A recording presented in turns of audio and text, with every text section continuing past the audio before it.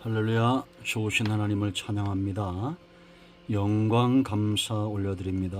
예수님 이름으로 여러분 모두를 축복합니다.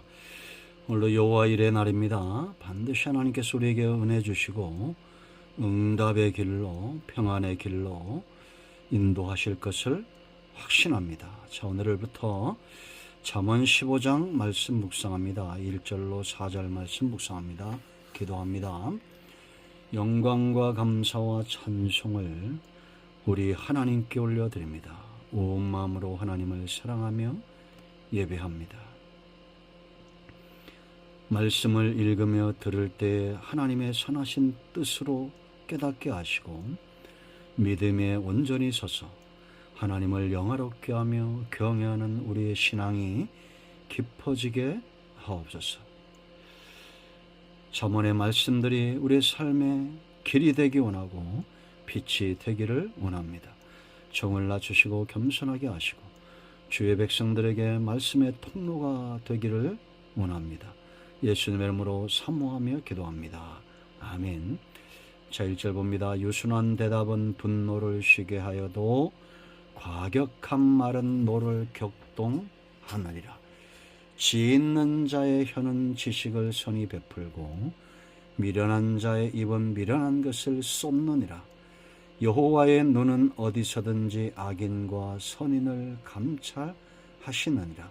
온순한 혀는 곧 생명나무이지만 패역한 혀는 마음을 상하게 하느니라. 아멘. 여러분, 사람이 살면서 정말 중요한 게 무엇이라고 생각합니까? 이 말이죠. 물론 정말 중요한 것들이 많은데 말은 저와 여러분의 삶의 영역에 가장 중요한 부분들을 차지하고 있지 않습니까? 이 말의 영향력. 이 말이 씨가 된다 이런 말도 있죠. 말 한마디로 천냥빚을 갚는다 이런 말도 있습니다. 말의 영향력을 이야기하죠. 똑같은 말을 해도 어떤 사람에게는 그것이 사랑으로 느껴지고 어떤 사람에게는 그것이 좋지 못하게, 교만하게, 거만하게 느껴지는 경우도 있습니다. 사람과의 관계에서 이 의사소통의 문제, 말이 중요하고 하나님 앞에 나아갈 때도 말이 굉장히 중요합니다. 그래서 잠언 15장을 보면 말에 대한 격언들, 교훈들이 많이 나옵니다. 자, 지혜로운 자의 말은 어떤 말일까요? 1절 말씀 보세요. 유순한 대답은 분노를 쉬게 한다 이렇게 말합니다. 유순하다는 것은 쉬운 표현으로 말하면 길들여졌다 이렇게 보시면 됩니다. 길들여진 것. 싸나운 짐승도 길들여지면 유순해지죠. 호랑이나 사자나 짐승들도 참 길들여집니다. 근데 야고보 사도는 짐승은 길들여지는데 이 혀가 참 길들여지기 쉽지 않다라고 말하는 것을 우리가 보게 됩니다. 이 말이 왜 중요할까요? 그 속에서 나오는 겁니다. 열매를 보면 나무를 알 수 있죠. 내가 어떤 말을 하느냐를 보면 내가 어떤 사람인가를 알 수가 있는 것과 같습니다. 성도는 다른 사람들이 아니라 연단받고 은혜받고 훈련된다는 것은 길들여진다는 겁니다. 구원받은 이후에 하나님께서 성령을 통해서 하시는 이 뭐라고 그랬습니까? 변화시키는 겁니다. 칭의, 의롭게 된 사람들이 이제는 성화, 영화로 나아가는 겁니다. 지난주일에 우리가 살펴본 대로 우리가 정말 함께 매진해야 될 것, 구원받은 이후에 이제 성령의 역사는 우리를 믿음이 깊어지게 하고 믿음이 깊어지면 사랑이 깊어집니다. 사랑이 깊어지면 화평케 되는 거죠. 화평한 말, 유순한 말 이런 말들이 여기 1절의 분노는 제어할 수 없는 극단적 노여움이에요. 여러분, 길들여지지 않은 말들, 길들여진 말도 한순간 날뛸 때 가끔 TV에 보면 그런 거 나오죠. 이 말이 날뛰니까 소녀가 가서 말의 얼굴을 쓰다보니까 잠잠해집니다. 이런 제어할 수 없는 극단적 노여움도 유순한 말이 그를 제어한다, 진정시킨다는 겁니다. 그러므로 지혜로운 자는 먼저 말을 신중하게 하고 길들여진 유순한 마음으로 할 줄 아는 사람입니다. 자, 2절이 또한 중요합니다. 지혜 있는 자의 혀는 지식이 얼마나 중요합니까? 근데 이 지식을 어떻게 베풀어요? 선히 베풀고 미련한 자의 입은 미련한 것을 쏟는다라고 말합니다.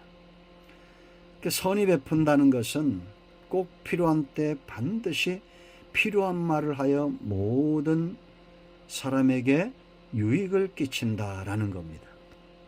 같은 말을 해도 어떤 사람에게는 참 그게 덕이 되고, 똑같은 말을 하는데 덕이 안 될 때가 있죠. 말을 해야 될 상황들을 잘 분별할 줄 아는 지혜가 있어야 됩니다. 선하게 베풀 줄 알아야 돼요. 미련한 자는 이게 쏟는다, 이 쏟다라는 의미는 나바, 용솟음치다, 토하다 이런 뜻입니다.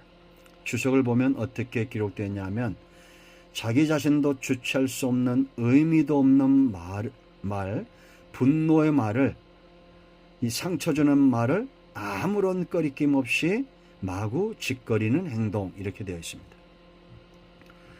그러니까 자기 분노를 주체하지 못한다는 겁니다. 그래서 마치 토하듯이, 화산이 용솟음 치듯이 의미 없는 말, 분노의 말, 상처 주는 말, 아무런 의미도 없는 말들을 꺼리낌 없이 마구 토하듯이 짓거린다. 이게 바로 미련하다라는 겁니다. 그런데 3절 말씀 보세요. 여호와의 눈은 어디서든지 악인과 선인을 감찰하시느니라. 이 하나님의 감찰하시는 눈길과 손길이 성도의 삶을 움직이는, 우리가 말하고 행동하고 하는 그 모든 영역에서 이 하나님을 의식하는 그런 삶이 되어야 됩니다. 하나님은 보고 계신 거죠. 졸지도 않고 주무시도 않고 온 땅을 두루 감찰하십니다. 어떤 말을 하는지 가장 관심 있게 주의 깊게 들으시는 분은 하나님이에요. 저와 여러분의 앉고 일어섬을 알고 우리의 말하는 것을 경청하시는 분. 그러므로 성도는 화가 나도 주여 그러고 끝내야 됩니다. 좋은 일이 있을 때는 감사하고 기뻐하고 그렇게 해야 됩니다. 우는 자들에게는 함께 울 줄 알고 웃는 자들과는 함께 웃을 줄 아는, 내가 가진 지식, 내가 가진 말들을 선하게 베풀 줄 아는 그런 삶 흠모합니다. 자, 4절 보세요. 온순한 혀는 곧 생명나무이지만 패역한 혀는 마음을 상하게 한다라고 말했습니다.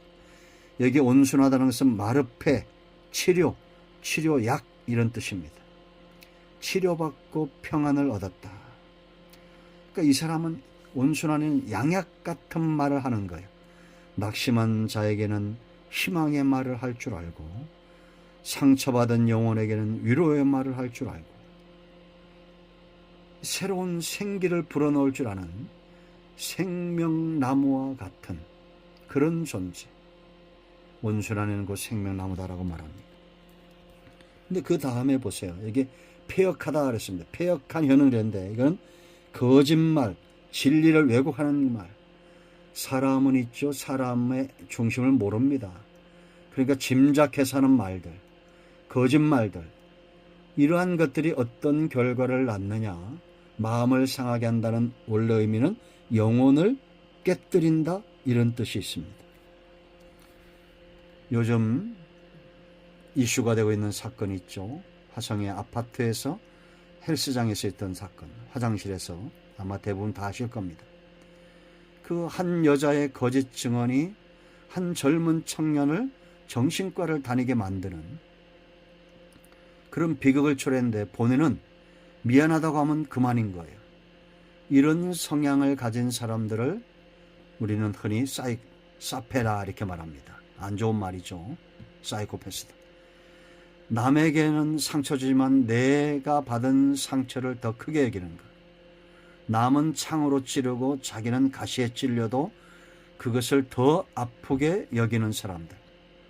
이런 사람들이 바로 거짓의 아비인 사탄의 앞잡이가 되어 진리를 왜곡하고 거짓말로 사람들의 영혼을 깨뜨리는 자들이다라는 겁니다. 우리는 이런 세상 속에 살고 있습니다. 이런 세상 속에서 유순한 대답으로 세상을 밝게 하고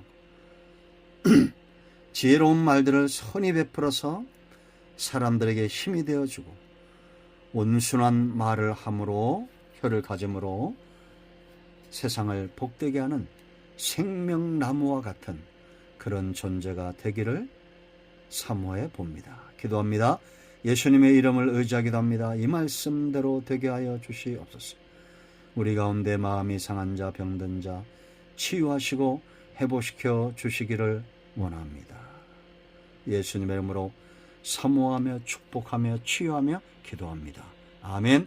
할렐루야. 오늘도 여호와 이레입니다. 응답이 우리 가운데 임하였습니다. 예수 그리스도의 이름은 능력이 있습니다. 아멘.